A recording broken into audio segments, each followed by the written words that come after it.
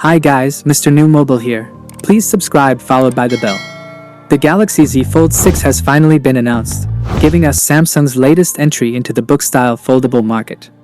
Although the Galaxy Z Fold line was once considered the best, that's no longer the case as the competition continues to impress, leaving us wondering what could be in store for the Samsung Galaxy Z Fold 7. Part of this is evidenced by the Galaxy Z Fold 6, which saw very little in the way of any meaningful upgrades. Even still, one could argue that Samsung stands above the rest in terms of the software experience you'll find on the Fold. If we're going by when Samsung unveiled the Galaxy Z Fold 6, then we'll likely have to wait until July before the Galaxy Z Fold 7 gets shown off.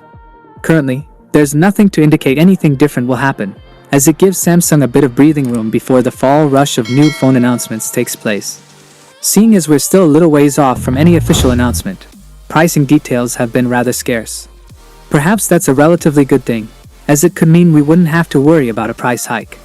However, some rumors have suggested that the Z Fold 7 could end up being a bit more expensive.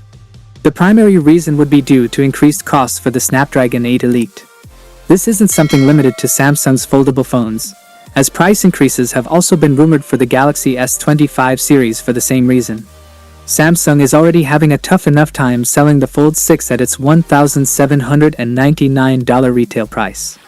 And with the company already lowering its sales projections for both the Flip 7 and Fold 7, it's tough to imagine that anything good would come from a price increase. That is it guys, without being said, let me know your thought in the comment below, and if you are new here please subscribe, like the video, comment. Thanks for watching, see you on my next video. Peace out.